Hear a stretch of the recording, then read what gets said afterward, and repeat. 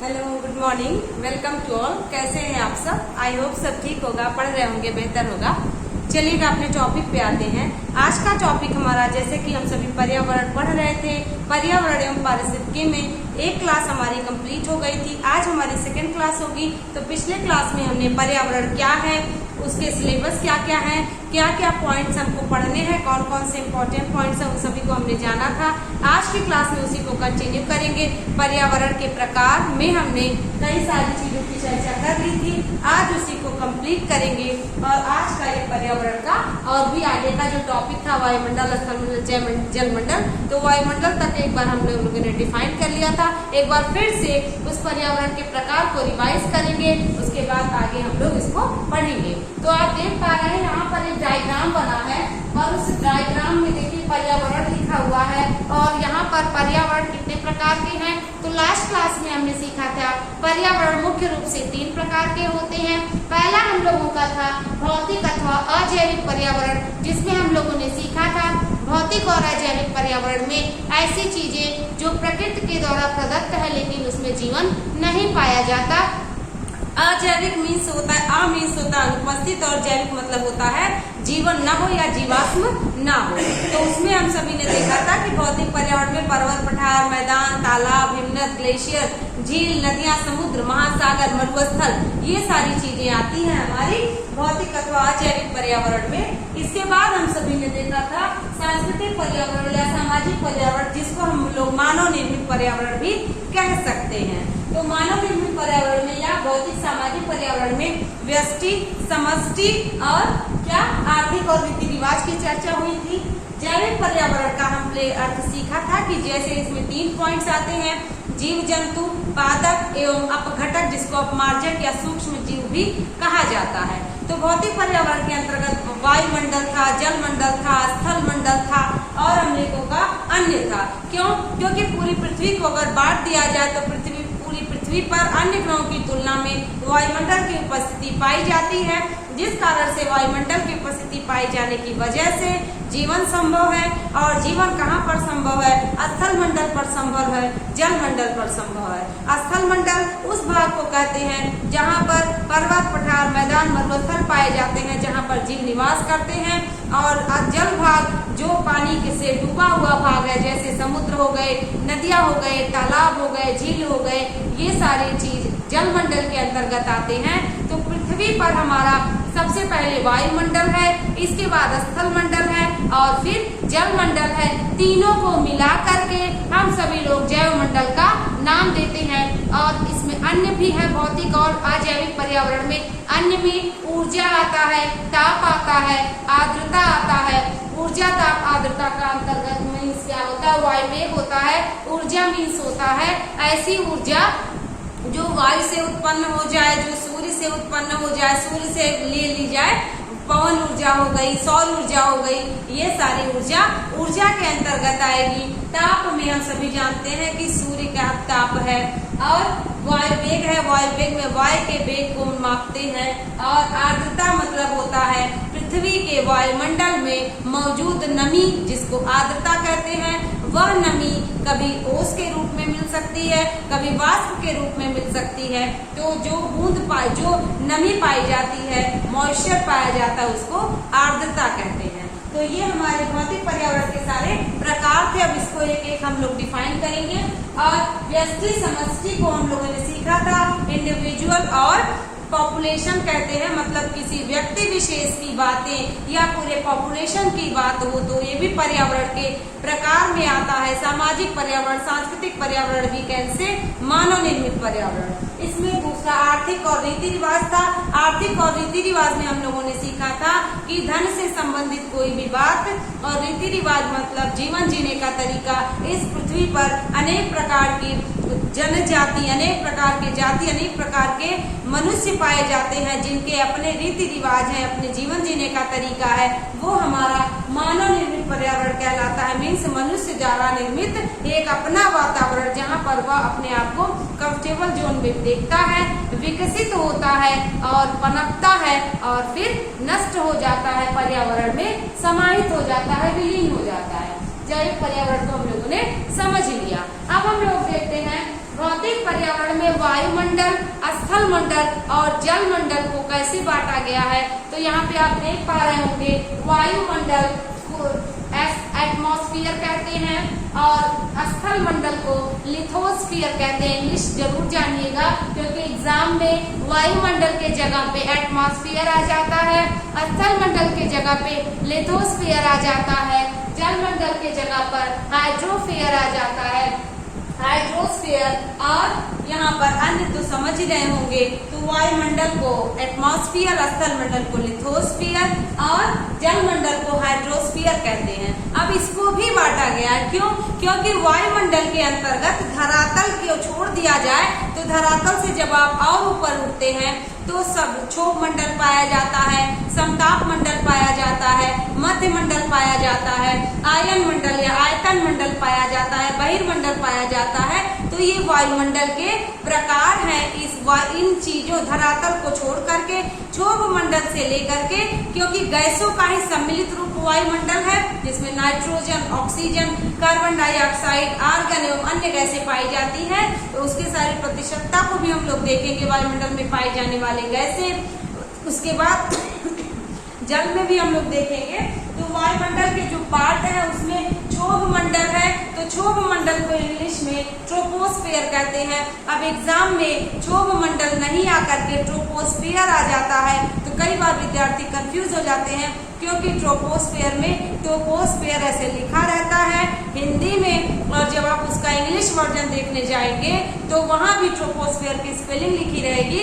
तो क्षोभ मंडल को टोपोस्फेयर कहते हैं, ट्रोपोस्फेयर मतलब क्षोभ मंडल, समताप मंडल को स्ट्रेटोस्फेयर कहते हैं, मौसम संबंधी घटनाएं घटित होती हैं, मध्य मंडल को मेसोस्फेयर कहते हैं, आयन मंडल या आयतन मंडल को जहाँ पर रेडियो एक्टिव किरणें चलती हैं इसको थर्मोस्फेयर कहते हैं, वायुमंडल को एक्सोस्फेयर कहते हैं, इसको बहिर्मंडल भी कहा जाता है। इसके बाद हम सभी देख पा रहे हैं जो स्थल मंडल है, स्थल मंडल के भी कई सारे प्रकार हैं। तो स्थल मंडल के प्रकार में हम सभी ने देखा कौन कौन सा स्थल मंडल में आप समझ रहे हैं, जहाँ पर जीव जंतु, मनुष्य, विभिन्न प्रकार की वनस्पतियां, पेड़ पौधे पाए जाते हैं, जिंदगी जीने के रहन सहन, रीति रिवाज वो सभी स्थल मंडल पर आते हैं। मतलब पृथ्वी पर मौजूदा वह पार्ट जहाँ पर मृदा, जहाँ पर पर्वत, पठार, मैदान, मरुस्थल पाए जाते हैं, वे सारे भाग पृथ्वी के स्थल मंडल कहलाते हैं। और जिस भाग पर पानी होता है उसको जल मंडल कहते हैं। तो स्थल मंडल के अंतर्गत हम लोगों ने बांट लिया है मृदा एवं जल स्थल मंडल पे पाए जाते हैं, क्योंकि स्थल मंडल का मीन्स मिट्टी, मृदा मीन्स मिट्टी और जल मीन्स आप जानते हैं वाटर। तो मृदा संरचना यानी मिट्टी की संरचना, कई प्रकार की मिट्टियां भी हमने पढ़ी है, जलोढ़ मिट्टी है, काली मिट्टी है, बहुत सारी मिट्टियां हैं। तो मिट्टी को आप जानते हैं, मृदा संरचना यानी मिट्टी किन परिस्थितियों से बनती है और मिट्टी का की स्थिति। मृदा, वायु तथा ताप को स्थल मंडल में रखा जाता है। मृदा, वायु तथा ताप के अंतर्गत मीन्स किन परिस्थितियों में मृदा का निर्माण होता है, सूर्य का ताप धरती पर आता है तो कितने प्रतिशत वापस चला जाता है उसको पढ़ना है।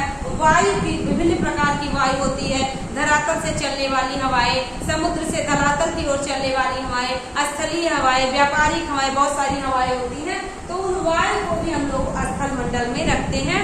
इसके बाद हम लोग ताप को भी स्थल मंडल में रखते हैं। पहाड़ तथा पठार, पहाड़ तथा पठार दोनों एक ही होता है। पर्वत और पठार में क्या अंतर है? पर्वत की संरचना होती है वो इस प्रकार से पाई जाती है, और जो पठार की संरचना होती है वो पर्वत से कम होती है और ऊंचा टीला नुमा रहेगा, लेकिन बाद में वो ऊपर जाकर के चपटा हो जाता है, इसलिए उसको पहाड़ या पठार कहते हैं। इसके बाद मैदान तो आप समझ ही रहे हैं। खनिज तथा चट्टाने भी स्थल मंडल पे पाई जाती हैं। खनिज आप जानते हैं, कोयला हो गया, बहुत सारे खनिज पाए जाते हैं। तो वो सारे खनिज, जो भी खनिज लवण पाए जाते हैं जमीन के अंदर, वे सारे खनिज तथा चट्टाने, चट्टाने शैलें 3 प्रकार की होती हैं, आग्नेय शैल, अवसादी शैल, कायांतरित या रूपांतरित शैल। तो इन शैलों को हम सभी स्थल मंडल में रखते हैं। खनिजों को स्थल मंडल में रखते हैं। खनिज लवण धरती के अंदर पाए जाते हैं। शैल पाई जाती है पर्वत तथा पठार, मैदान, मृदा तथा वायु, ताप, मृदा संरचना, जल, इन सभी चीजों की चर्चा स्थल मंडल में की जाती है। इसके बाद जल मंडल है। अब जल का मीन्स क्या? जल जो पृथ्वी पर उपस्थित जल पाए जाते हैं वे जल जमे हुए अवस्था में भी हो सकते हैं और पिघले हुए अवस्था में भी हो सकते हैं। तो यहाँ पर देखिए जल के स्रोत कौन कौन से हैं? नदी है, झरना है, तालाब है। नदी, झरना, तालाब का ये सेंस है जल के स्रोत का, मतलब कि जल के ऐसे स्रोत जिनसे जल की प्राप्ति होती है उसको जल मंडल में, जल के स्रोत में नदी, झरना तथा तालाब आते हैं। इसके बाद भूमिगत जल। तो भूमिगत जल में देखिए जमीन के अंदर मौजूद जल को भूमिगत जल कहते हैं, जिनको विभिन्न संसाधनों से निकाला जाता है, विभिन्न संसाधनों से जाना जाता है, खोजा जाता है। तो भूमि के अंदर मौजूद जो जल है वो भी जल मंडल में आते हैं। जो जल दिखाई देंगे वो भी जल मंडल में आएंगे और जो जमीन के अंदर जल है वो भी जल मंडल में आएंगे। जलीय जीव जंतु भी जल मंडल में आएंगे क्योंकि उनका निवास स्थान जल के अंदर होता है। जैसे देख पाते हैं शैवाल हो गया, कई सारे विभिन्न प्रकार की मछलियां हो गई, वे सारे समुद्री जीव जंतु जो होते हैं वे जल मंडल में ही पाए जाते हैं। जलीय जीव जंतु को भी जल मंडल में रखा जाता है, स्थलीय जीव जंतु को स्थल मंडल में रखा जाता है। और अन्य क्या है? अन्य हमारा भौतिक एवं यानी कि ये सब क्या, ये प्रकृति प्रदत्त चीजें हैं। मिट्टी प्रकृति ने दिया है और देख पा रहे होंगे पहाड़, पर्वत, मैदान, खनिज लवण, चट्टाने, ये सब एक रासायनिक क्रिया के तहत धरती पर या धरती के अंदर मौजूद हुई हैं, जो कि प्रकृति प्रदत्त चीजें हैं। इसलिए इनको भौतिक वातावरण या अजैविक पर्यावरण में रखा जाता है। अन्य में ऊर्जा, ये भी प्रकृति ने प्रदान किया है। ताप भी प्रकृति ने प्रदान किया है। वायु वेग भी प्रकृति ने प्रदान किया है और आर्द्रता भी प्रकृति ने प्रदान किया है। तो पर्यावरण के प्रकार इतने सारे हैं। पर्यावरण के प्रकार में भी कितने सब पार्ट्स हैं, उन सभी को अच्छे से समझना होगा। इसके बाद आप लोग इसको नोट डाउन करके एक डायग्राम बना लीजिएगा ताकि बहुत अच्छे से लर्न हो जाए, एग्जाम में आता है।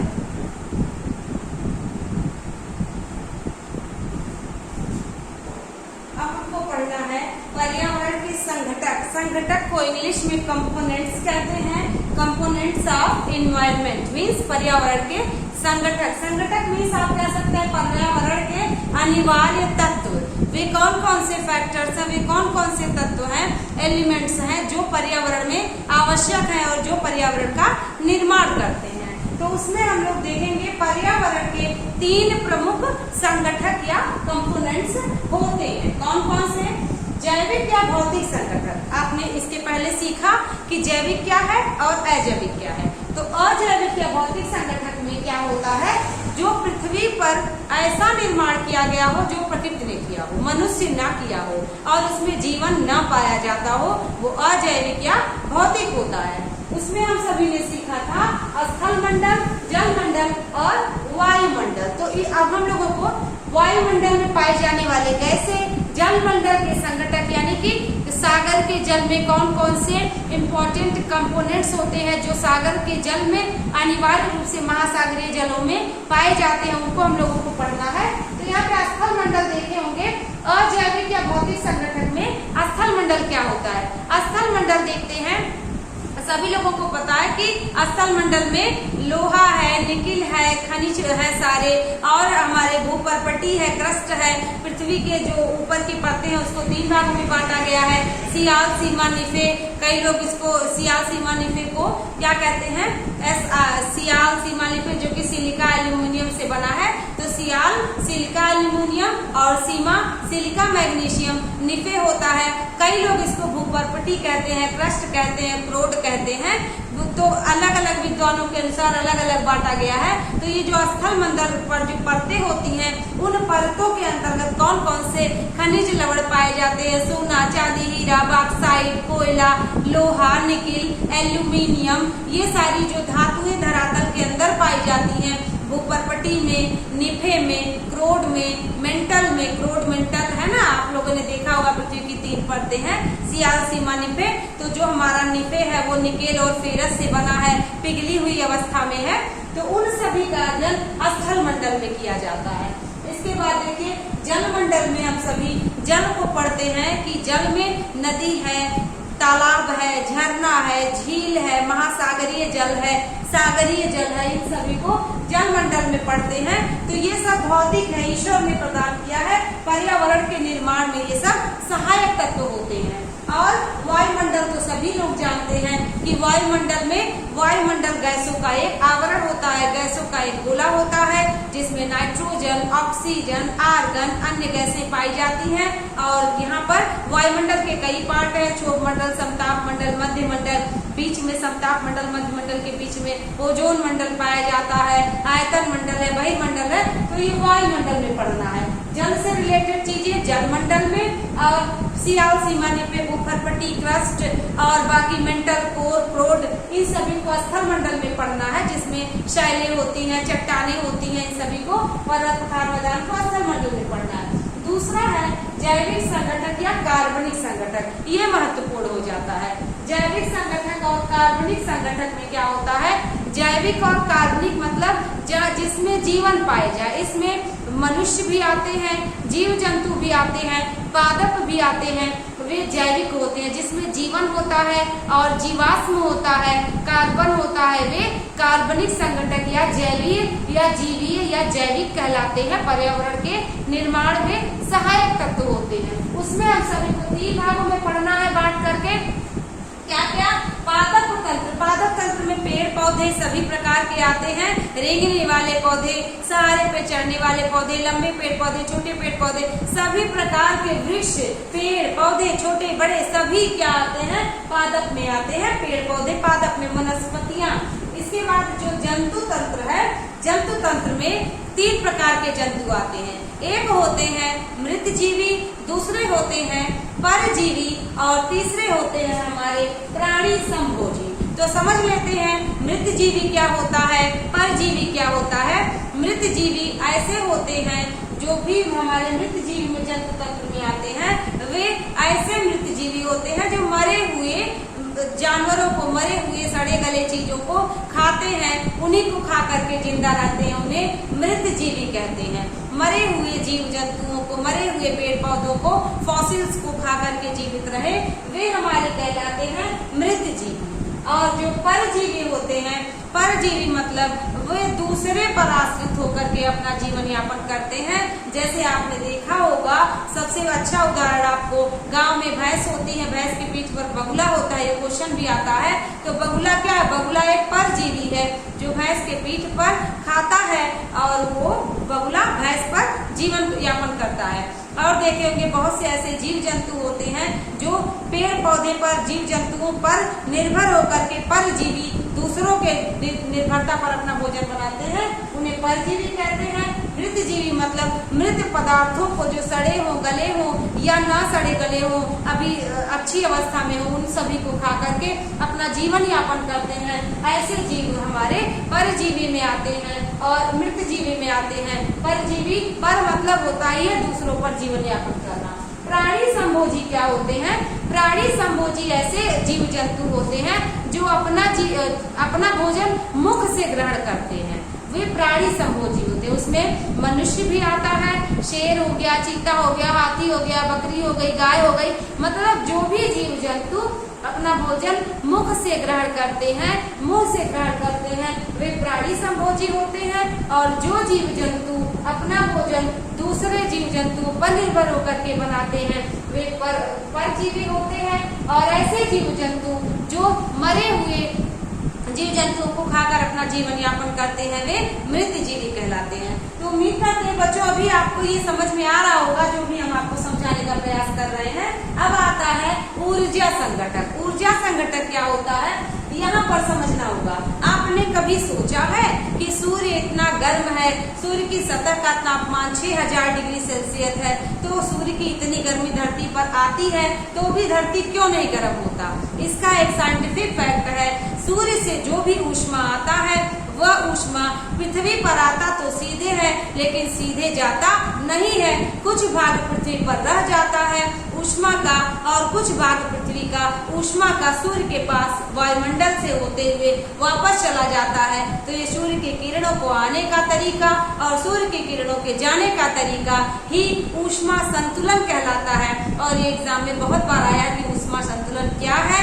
तो ऊष्मा संतुलन में ऊर्जा जो सूर्य की हमारे पृथ्वी पर आती है वो कुछ प्रतिशत पृथ्वी पर रह जाती है, फैल जाती है, पेड़ पौधों जीव जंतुओं द्वारा एब्जॉर्ब कर ली जाती है और कुछ ऊर्जा रिफ्लेक्ट हो जाती है जो लघु तरंगों के द्वारा धरती पर पहुंचती है। तो यहाँ पर इसी को समझना होगा। और जब पुनः ऊर्जा चली जाती है तो शून्य हो जाता है और यही क्रियाकलाप ऊष्मा संतुलन कहलाता है। तो यहाँ पर देखिएगा गैर ऊर्जा संगठक क्या है, यानी कि ऊर्जा जो है वे हमारे पर्यावरण के निर्माण में किस प्रकार से सहायक है। आखिर क्यों नहीं लोग झुलस जाते हैं। सबसे पहला कारण ओजोन परत पाया जाता है और दूसरा ऊर्जा आती है और एक किरण लघु तरंगों के माध्यम से आती है और कुछ पृथ्वी पर फैल करके एब्जॉर्ब कर ली जाती है और कुछ वापस चली जाती है और यही ऊष्मा संतुलन कहलाता है। तो इसका प्रमुख कार्य वायुमंडल में ऊष्मा संतुलन को बनाए रखना है। ऊष्मा संतुलन का मतलब बहुत ज्यादा ऊर्जा भी न हो, बहुत ज्यादा गर्मी भी न हो और इतनी भी ठंडी न पड़ जाए कि लोग जीव जंतु वनस्पतियां नष्ट हो जाएं। तो कह रहा है कि इसका प्रमुख कार्य वायुमंडल में ऊष्मा संतुलन को बनाए रखना है। पृथ्वी अपनी ऊर्जा का अधिकतर भाग लघु तरंगों के माध्यम से प्राप्त करती है। मीन्स जो पृथ्वी पर सूर्य की ऊर्जा आएगी वो लघु तरंगों के माध्यम से आती है। इसके बाद कह रहा है वायुमंडल सौरिक विकिरण द्वारा 14%। सौरिक विकिरण के द्वारा सूर्य का जो प्रकाश है वो जब पृथ्वी पर आता है तो यहाँ पर कह रहा है कि 14% और पृथ्वी से होने वाले विकिरण से 34% ऊर्जा प्राप्त करता है। कि जो आता है वो 14% एब्जॉर्ब करके 34% वापस चला जाता है। कह रहा है ऊर्जा प्राप्त करता है।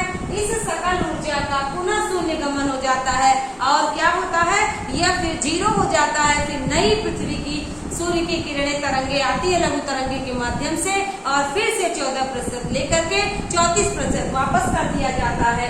इसके बाद क्या करता है, देखिए पृथ्वी से होने वाले विकिरण का मतलब कि जो पृथ्वी से वापस जाएगी ऊष्मा और सौरिक विकिरण का मतलब सूर्य से आने वाली ऊष्मा, सूर्य से आने वाली ऊर्जा वो सौरिक विकिरण होगी और पृथ्वी से जाने वाली उसकी क्या होगी, ये पार्थिव विकिरण भी कह सकते हैं। तो पृथ्वी से होने वाले विकिरण से 34% ऊर्जा प्राप्त करता है कौन, वायुमंडल। समझिएगा वायुमंडल मीन्स क्या, जो गैसों का एक आवरण है वो सूर्य से आने वाली ऊर्जा का 14% एब्जॉर्ब करता है और पृथ्वी से जाने वाली, आप समझिएगा, देखिए अगर आप समझ सकते हैं ये वायुमंडल है तो सूर्य से आने वाली ऊर्जा का 14% ये एब्जॉर्ब करता है।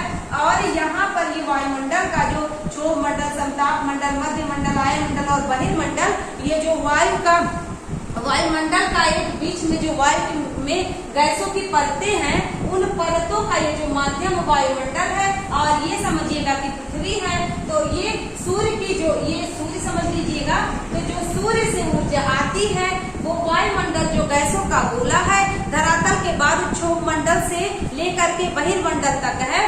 वो कह रहा है कि वायुमंडल ये सूर्य से आने वाली 14% ऊर्जा और धरातल से जाने वाली मीन्स पृथ्वी से जाने वाली 34% ऊर्जा को क्या करता है, प्राप्त करता है। यानी कि जो सूर्य से आएगी उसमें से 14% ग्रहण कर लेता है और जो पृथ्वी से वापस जाएगी कुल ऊर्जा का उससे वायुमंडल 34% ले लेता है। तो यह वही यहाँ पे कह रहा है कि ये क्या होता है, इस सकल ऊर्जा का पुनः शून्य में गमन हो जाता है। मीन्स जो ऊर्जा आई और जो ऊर्जा पृथ्वी से गई वह पुनः शून्य हो गई, शून्य में गमन हो गई।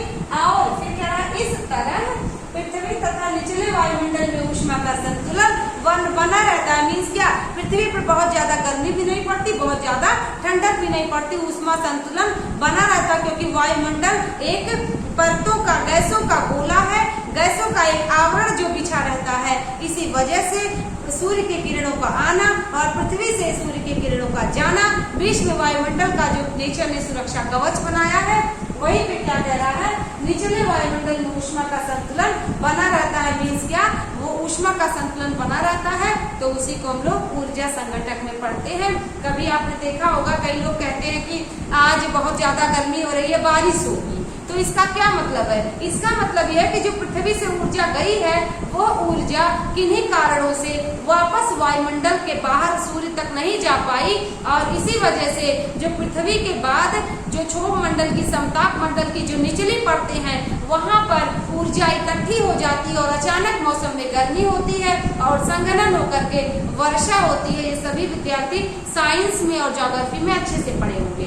तो जब पार्थिव विकिरण होता है और पार्थिव विकिरण से जाने वाली सूर्य की किरणें वापस नहीं जा पाती वायुमंडल के में या वायुमंडल के माध्यम से बाहर, तो नीचे ही एक गर्म वातावरण बन जाता है, जिसकी वजह से संघनन होती है और बादल बूंद बन के बरस जाते हैं। क्योंकि आपने, बहुत लोग साइंटिफिक फैक्ट नहीं भी जानते, फिर भी कहते हैं बहुत गर्मी हो रही है, बारिश होगी, तो इसका यही कारण होता है। पृथ्वी पर प्राप्त होने वाली ऊष्मीय ऊर्जा सूर्य से प्रत्यक्ष रूप से प्राप्त होती है। पृथ्वी पर जो सूर्य से ऊर्जा आएगी वो प्रत्यक्ष रूप से, यानी कि पृथ्वी पर सूर्य से ऊर्जा सीधी आती है, जबकि वायुमंडल को ऊष्मीय ऊर्जा पृथ्वी तल और सूर्य दोनों से प्राप्त होती है। सूर्य से जो ऊर्जा आएगी वो सीधी पृथ्वी पर पहुंचेगी, लेकिन जो वायुमंडल है, गैसों का गोला है, गैसों का आवरण है, वहां पर जो भी ऊर्जा मिलेगी वो क्या होगी? वह ऊष्मीय ऊर्जा पृथ्वी से और सूर्य से दोनों से प्राप्त होती है। पृथ्वी पर सूर्य से, और जो वायुमंडल है, वायुमंडल पर सूर्य से भी वो 14% अब्जॉर्ब करेगा, और पृथ्वी से जब ऊर्जा लौटेगी तो वो भी 34% ले लेगा।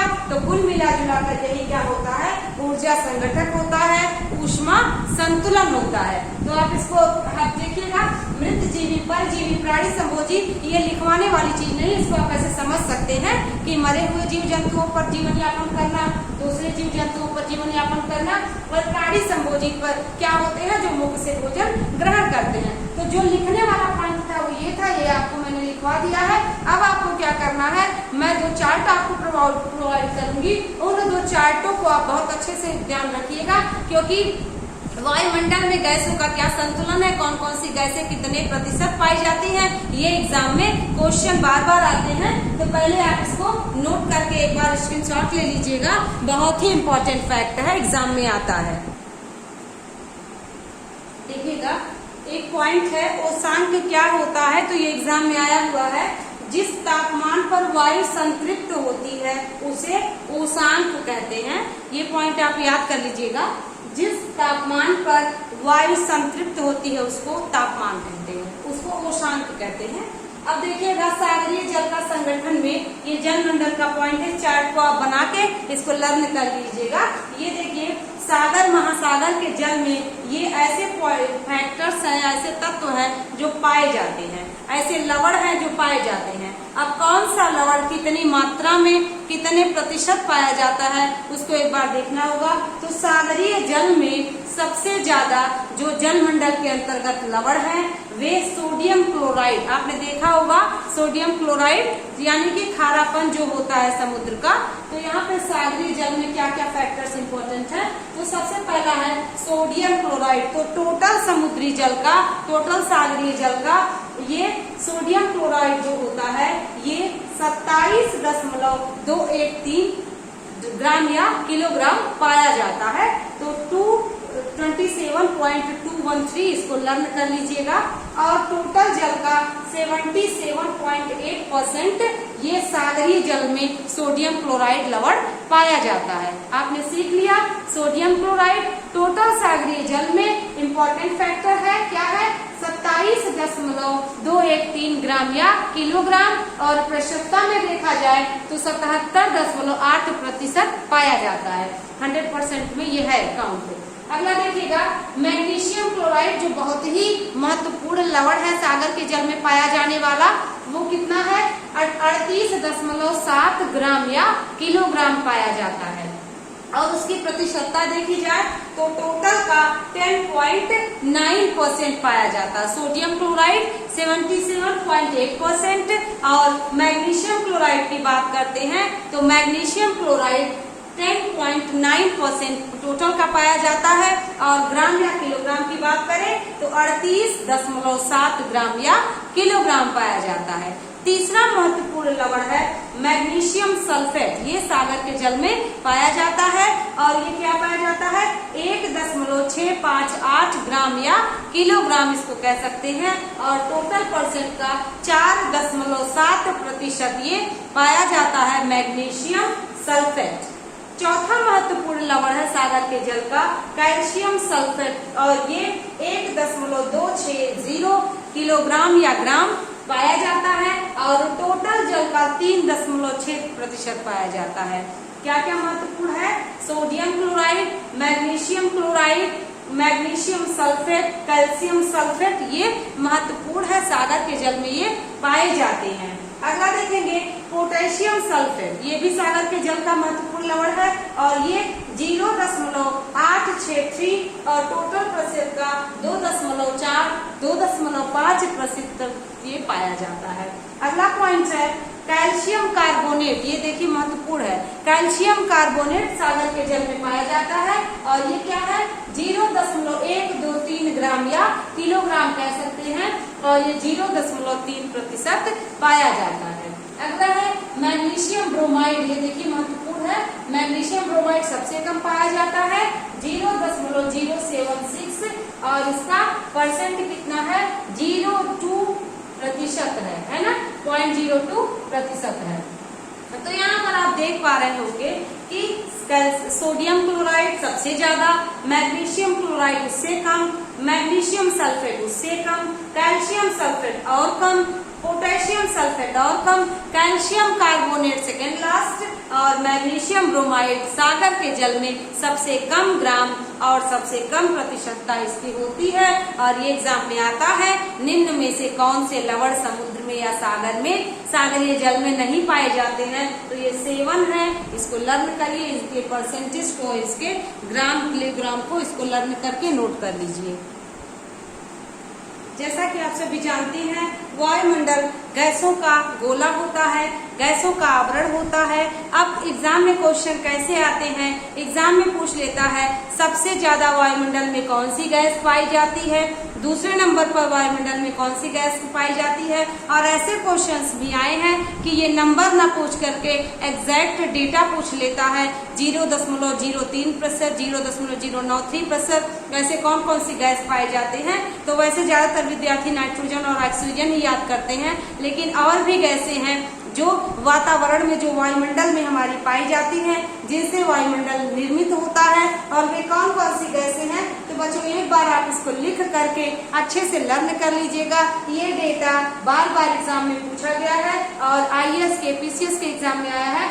आर्गन का एग्जैक्ट 0.93%, 0.093%, 0.0093% या 0.93%, ऐसे करके क्वेश्चन आया है ऑप्शन के साथ एग्जाम में। तो PCS में और IAS में एक बार पूछा है।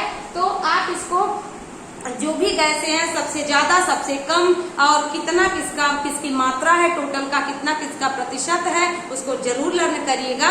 तो चलिएगा देखते हैं नाइट्रोजन टोटल गैस के पाया जाता है। तो वायुमंडल में टोटल या सबसे ज्यादा कह सकते हैं तो सबसे ज्यादा 78.07% नाइट्रोजन पाया जाता है। वैसे तो विद्यार्थी 78% याद रखते हैं, लेकिन 78.07% पाया जाता है और ऑप्शन में दिया हुआ होता है 78%, 78.007%, 78.0%, इस तरह से आया होता है एग्जाम में। तो आपको यही नहीं याद रखना है कि कौन कौन सी गैस ज्यादा कम, बल्कि उसका एग्जैक्ट डेटा याद करना है, क्योंकि सिविल सर्विसेज के एस्पिरेंट्स जो होते हैं उनको बहुत ही बारीकी से पढ़ना होता है। अदर एग्जाम में भी क्वेश्चंस पूछे जाते हैं, बहुत से वनडे एग्जामिनेशन है जिसमें GS पूछा जाता है, लेकिन ये डेटा वाले क्वेश्चन PCS IAS में आ चुके हैं। ओके, तो यहाँ पर देखिए नाइट्रोजन 78.07% पाया जाता है। ऑक्सीजन की बात करते हैं तो दूसरे नंबर पर ऑक्सीजन गैस 20.95% पाया जाता है। वायुमंडल में गैसों का मिश्रण रेटिंग आप भी डालिएगा और देखिए ऑक्सीजन गैस क्या पाया जाता है 20.95% ऑक्सीजन पाया जाता है। नाइट्रोजन की बात करें तो 78.07% पाया जाता है। आर्गन देखिए, आर्गन में एक इम्पोर्टेंट गैस है, तो आर्गन गैस जो होता है वो आर्गन गैस 0.93% पाया जाता है। तो सबसे पहले नाइट्रोजन, उसके बाद ऑक्सीजन, उसके बाद आर्गन, क्रम सेट करने को भी आता है। इसके बाद देखिए कार्बन डाइऑक्साइड गैस। बहुत सारे विद्यार्थी ऐसे होंगे जो आर्गन गैस को कार्बन डाइऑक्साइड के नीचे ही रखेंगे, क्योंकि ज्यादातर विद्यार्थी के मन में परिकल्पना होती है कि नाइट्रोजन, ऑक्सीजन, फिर कार्बन डाइऑक्साइड, लेकिन गलत। कार्बन डाइऑक्साइड के पहले आर्गन गैस आता है जो 0.93% होता है। कार्बन डाइऑक्साइड गैस 0.03% होता है। तो nitrogen, oxygen, argon, carbon dioxide, इसके डेटा ध्यान रखिएगा। हीलियम हो गया, तो हीलियम गैस क्या है? हीलियम गैस जो होता है वो 0.0052% पाया जाता है। तो nitrogen, oxygen, argon, carbon dioxide और हीलियम, ये देख लीजिएगा 0.0052%। नियॉन गैस भी वायुमंडल का हिस्सा है और ये 0.0018% पाया जाता है। तो आप देख लीजिएगा, nitrogen gas, oxygen gas, argon gas, carbon dioxide gas, helium gas, है ना। हीलियम गैस के बाद नियॉन गैस, इसके बाद क्रिप्टॉन भी एक गैस है, वो भी पाया जाता है। 0.0010% पाया जाता है क्रिप्टॉन। तो ये देखिए ऑन लगा हुआ है ना, नियॉन, क्रिप्टॉन, मीथेन। तो मीथेन गैस या मीथेन गैस 0.00015% पाया जाता है।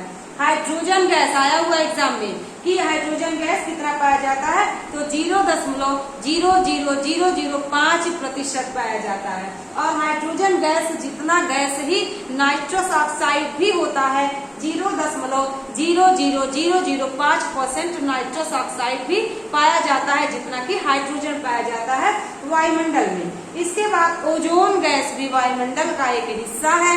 वैसे तो आप जानते हैं कि वायुमंडल में क्या होता है, समताप मंडल के पास ओजोन परत पाई जाती है और ओजोन परत क्या करती है, सूर्य से आने वाले अल्ट्रावायलेट किरणों से मनुष्य की रक्षा करती है।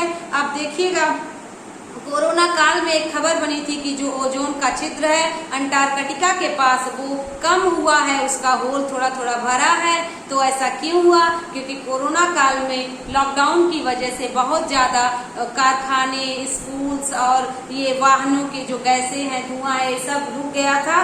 तो प्रकृति ने फिर से अपने आप को सुरक्षित किया था। तो इस वजह से ये खबर बनी थी कि ओजोन के छिद्र क्या हो गए हैं, बंद हो गए हैं, थोड़े से कम हो गए हैं। तो यहाँ पर देखिए ओजोन गैस भी जो होती है, वो ओजोन गैस क्या होती है, ये भी वायुमंडल का एक हिस्सा है। 0.00000 उसके बाद 7% पाई जाती है। और सबसे कम जीनॉन गैस पाई जाती है, जिसको जेनॉन भी कहते हैं। ये है 0.00009% पाया जाता है। सबसे कम ये क्या है, ये सबसे कम जेनॉन गैस है। तो जेनॉन गैस बहुत ही महत्वपूर्ण है। तो देखिएगा आपको कितने अच्छे अच्छे पॉइंट्स मिले, आप इसको नोट करिएगा, चार्ट बनाइएगा और चार्ट बना करके इसको अच्छे से लर्न करिएगा। एग्जाम पॉइंट ऑफ व्यू से बहुत ही महत्वपूर्ण है। पर्यावरण के सूचक, पर्यावरण के सूचक का तात्पर्य है वे कौन कौन सी चीजें हैं जिनकी वजह से पर्यावरण के प्रति ध्यान केंद्रित होता है, जिनकी वजह से पर्यावरण की सुरक्षा करना है ऐसा जहन में आता है, और जिनकी वजह से पर्यावरण को नुकसान न पहुंचाया जाए, उसके तहत बहुत सारे नियम कानून बनाए जाते हैं। तो किन बातों की वजह से पर्यावरण पर व्यक्ति का ध्यान केंद्रित होता है, कौन कौन से ऐसे कारण हैं? तो देखिएगा, पर्यावरण के निम्नलिखित सूचक हैं, यानी कि सूचना प्रदान करने वाले फैक्टर्स हैं, सूचना प्रदान करने वाले तत्व हैं, जो ये बताते हैं समय समय पर कि पर्यावरण को संभालना, पर्यावरण को सजाना, पर्यावरण की सुरक्षा करना हमारा नैतिक उत्तरदायित्व है। तो देखिएगा, पहला पॉइंट है जलवायु परिवर्तन की घटनाएं।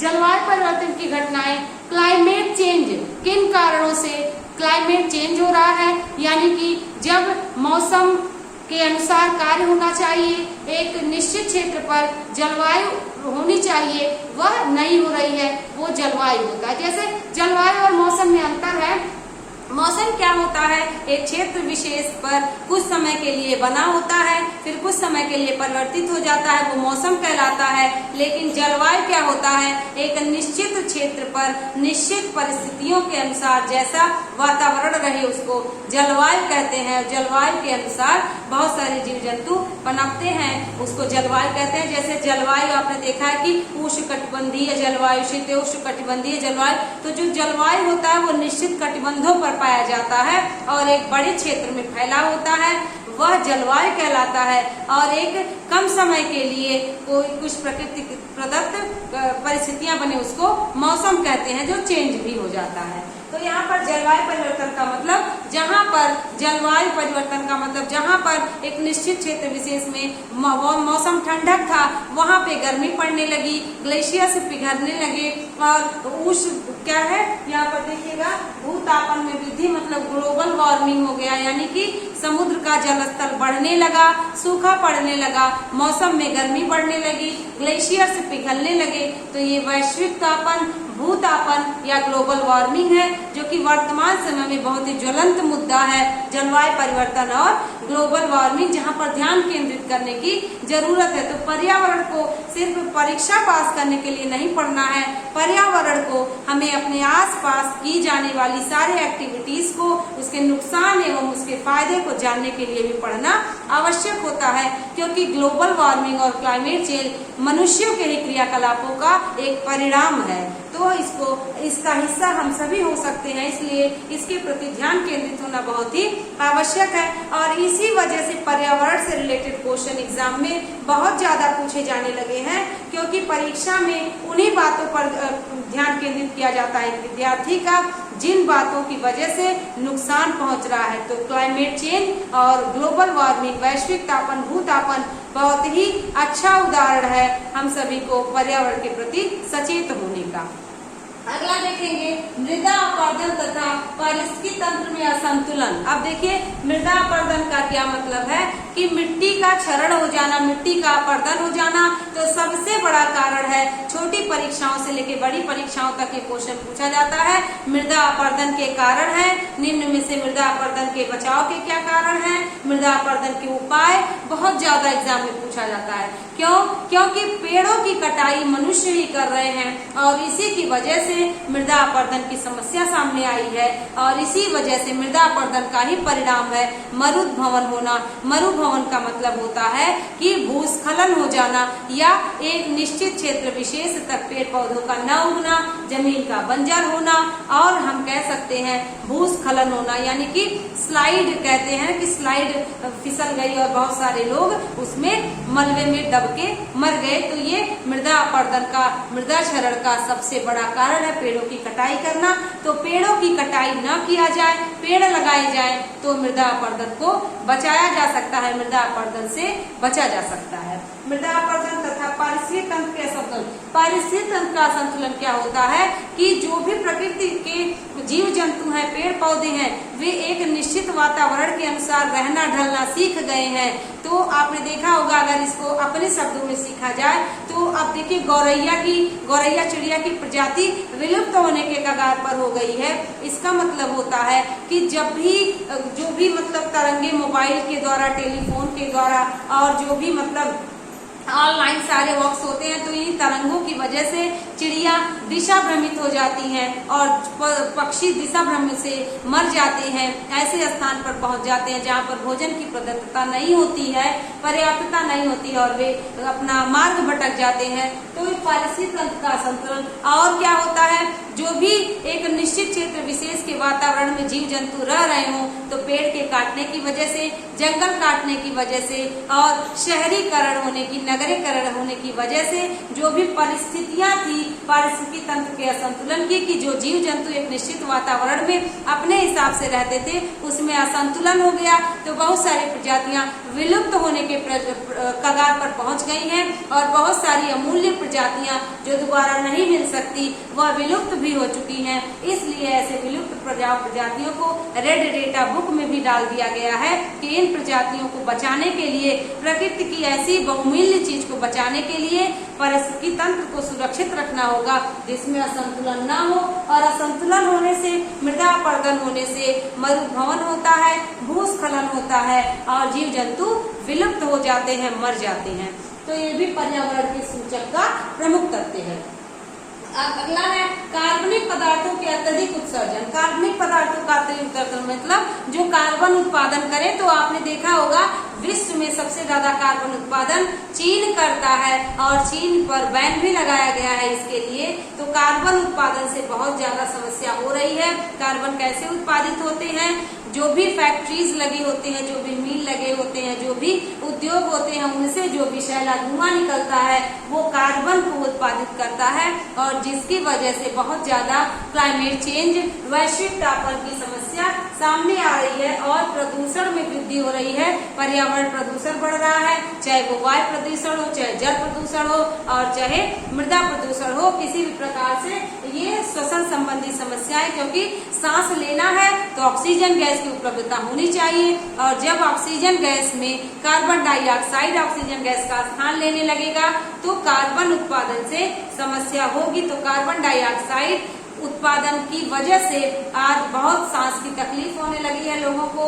कम समय में लोग श्वसन संबंधी समस्याओं के शिकार हो जाते हैं, जिनकी वजह से भी पर्यावरण के प्रति ध्यान देने की आवश्यकता है। और ये सारे क्वेश्चन एग्जाम में आए हुए हैं और एग्जाम में आता है कि विश्व में कार्बन उत्पादन वाला सबसे ज्यादा देश, कार्बन उत्पादन से होने वाली समस्याएं, निम्न कारणों से हम इसका निदान कर सकते हैं।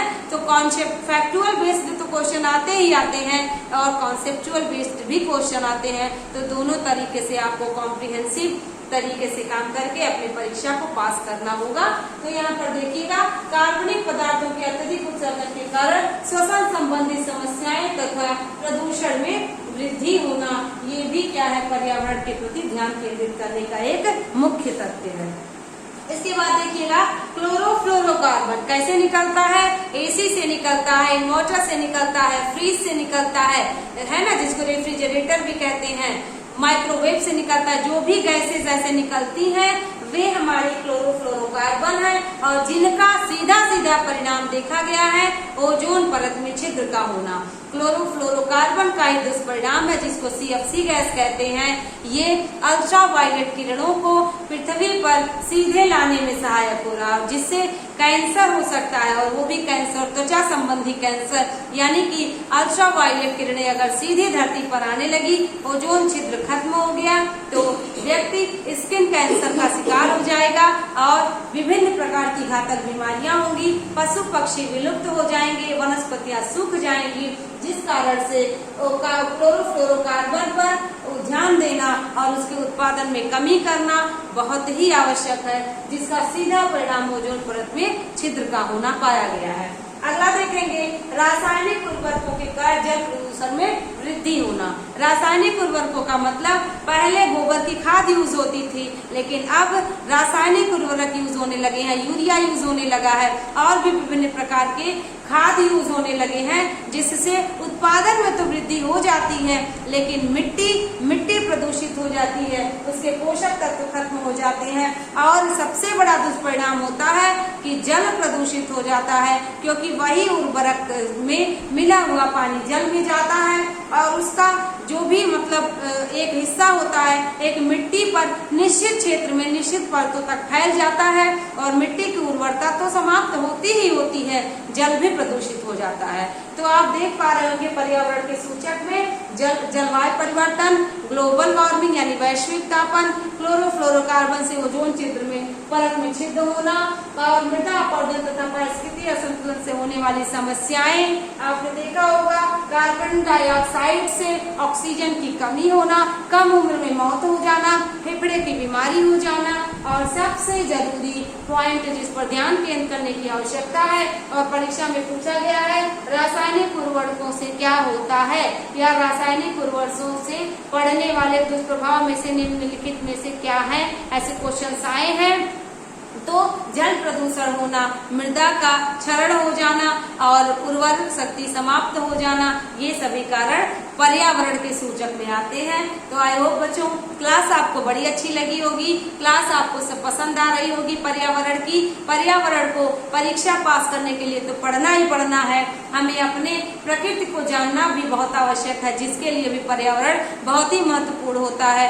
3rd क्लास के बच्चे को ईवीएस में पर्यावरण पढ़ाया जाता है और 3rd क्लास से लेकर के विद्यार्थियों को आईएएस की परीक्षा तक पर्यावरण को पढ़ना होता है और सुखी जीवन जीने के लिए भी पर्यावरण को पढ़ना बहुत ही आवश्यक है, ताकि हम सभी को पता चल सके किन किन कारणों से, किन किन आदतों से हम अपने पर्यावरण को नुकसान पहुंचा रहे हैं और कौन से उपाय हैं जिससे पर्यावरण को बचाया जा सकता है, पर्यावरण को मित्र बनाया जा सकता है। इको फ्रेंडली, आपने एक वर्ड सुना होगा, इको फ्रेंडली वर्ड आजकल चला है, क्योंकि इको फ्रेंडली मतलब पर्यावरण के प्रति जो भी सुरक्षा प्रदान करने वाले, पर्यावरण को सुरक्षित करने वाले जो जो फैक्ट्स होते हैं उसको इको फ्रेंडली कहते हैं। तो इसको आपको बहुत अच्छे से ध्यान रखना होगा, नोट कर लीजिएगा। अच्छे अच्छे पॉइंट्स आपको मिल रहे हैं और जो भी आपको चार्ट बना के बताए गए हैं उनको भी अच्छे से लर्न कर लीजिएगा। तो आज के लिए बस इतना ही। Thank you so much.